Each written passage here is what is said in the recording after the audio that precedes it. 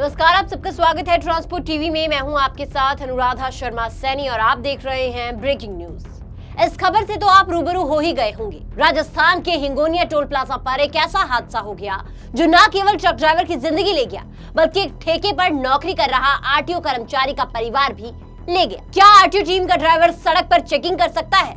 किसके आदेश पर वो गाड़ियों को रुकवा रहा था? सब बताएंगे आपको, लेकिन उससे पहले आपको ले चलते हैं इस घटना की जानकारी पर। Agra road Hingonia toll plaza दोपहर के 3 बजे उड़नदस्ता चालान काट रहा था और उसी दौरान एक चालक जो खुद सरकारी ड्यूटी पर था वो रोड पर गिर पड़ा। ये 48 साल के राजाराम जो जयपुर आरटीओ से सविंदा चालक था, जिसे अचानक एक ट्रक ड्राइवर टक्कर मारकर मौके से फरार हो गया था। प्रत्यक्षदर्शियों ने बताया कि आरटीओ टीम ने टोल प्लाजा से तेज रफ्तार से निकल रहे एक ट्रक को रोकने का संकेत दिया था। इस दौरान सविंदा के वाहन चालक राजाराम रालत ने ट्रक को रोकने के लिए इशारा किया, लेकिन ट्रक चालक ने वाहन की गति कम करने के बजाय और तेज कर दी।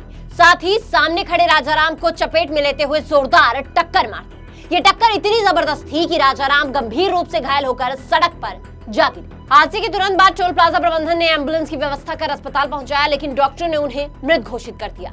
आगे क्या हुआ बताएंगे आपको, लेकिन उससे पहले एक जरूरी जानकारी। ट्रक हो या बस, टैक्सी हो या ऑटो, छोटा हाथी हो या पिकअप, इन सब का बीमा सिर्फ और सिर्फ ट्रांसपोर्ट मॉल से।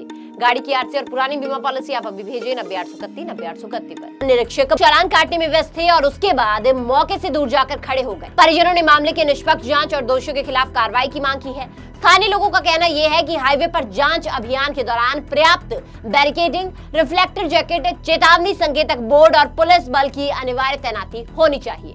राजाराम परिवहन विभाग में कॉन्ट्रैक्ट पर चालक के पद पर कार्यरत था। सितंबर 2025 में आरटीओ प्रथम में सविंदा चालक के तौर पर लगा था। घटना के समय नियमित जांच अभियान के तहत ड्यूटी पर तैनात था। वो 4 भाइयों में तीसरे नंबर का था। 2 की पहले मौत हो गई थी। उनकी जिम्मेदारी थी सरकारी गाड़ी चलाना, लेकिन प्रत्यक्षदर्शियों के मुताबिक मौके पर परिवहन निरीक्षक बोलेरो में बैठकर चालान कार्रवाई कर रहे थे और सड़क पर भारी वाहनों को रुकवाने की जिम्मेदारी चालक को सौंप दी गई थी। न्यूज रिपोर्ट के अनुसार डीटीओ प्रथम नाथू सिंह का कहना है कि मैं खुद जयपुर से बाहर हूं। चालक को वाहन रोकने के लिए क्यों लगाया गया, स्थिति की जानकारी निरीक्षक से बात करने के बाद ही साफ हो सकेगी। अब क्या हाईवे पर भारी ट्रकों को रोकना एक ड्राइवर की ड्यूटी थी? क्या safety jacket, barricading, police support मौजूद था, या फिर जल्दी चालान करने की होड़ में सुरक्षा को पीछे छोड़ दिया गया? मीडिया रिपोर्ट के अनुसार परिवहन विभाग को राजस्व लक्ष्य पूरा करने के निर्देश दिए गए हैं। हालांकि इसकी आधिकारिक पुष्टि नहीं हुई है, लेकिन सवाल ये उठ रहा है, क्या कहीं टारगेट के दबाव में सुरक्षा मानकों से समझौता तो नहीं हुआ?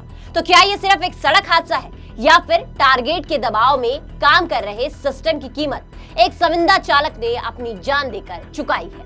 मृतक के भाई सुरेश कुमार ने हादसे को लेकर गंभीर आरोप लगाए हैं। उनका कहना यह है कि राजाराम सविंदा चालक था और उसकी जिम्मेदारी सिर्फ वाहन चलाने की थी, लेकिन निरीक्षक असगर अली ने उसे हाईवे पर वाहनों को रुकवाने के लिए खड़ा कर दिया, जबकि नियम अनुसार ये जिम्मेदारी दस्ते में तैनात अन्य कर्मियों की होती है। लेकिन ट्रांसपोर्ट टीवी की बातचीत में कनौता थाना प्रभारी मुनिंदर सिंह ने पुष्टि की है कि फरार ट्रक चालक को पकड़ लिया गया है। पुलिस ने मामला दर्ज कर लिया है और टोल प्लाजा और आसपास के सीसीटीवी फुटेज भी खंगाले गए हैं। हालांकि एसएचओ साहब ने इससे ज्यादा कुछ नहीं बताया, लेकिन क्या हाईवे पर चेकिंग करने से पहले कोई नियम, एसओपी या प्रोटोकॉल था? यहाँ ड्राइवर की गलती थी या आरटीओ की? ये तो जांच का विषय है और जांच के बाद ही साफ हो पाएगा। लेकिन आपका इस पर क्या कहना है, हमें कमेंट सेक्शन में जरूर बताइएगा। साथ ही ट्रांसपोर्ट टीवी देखने के लिए आपका बहुत बहुत शुक्रिया। ऐसी वीडियोस के लिए आप हमें फेसबुक और एक्स पर फॉलो कर सकते हैं। नमस्कार, जोले मैं कुंगांग जो स्पीति हिमाचल प्रदेश से। मैंने अपनी गाड़ी का इंश्योरेंस 2-3 साल से ट्रांसपोर्ट मॉल से कराया है।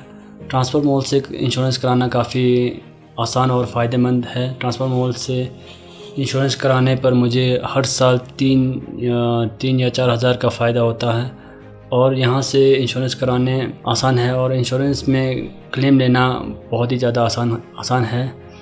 मेरा आप सभी से अनुरोध है, अपना इंश्योरेंस ट्रांसपोर्ट मॉल से ही कराएं, जो कि काफ़ी आसान है।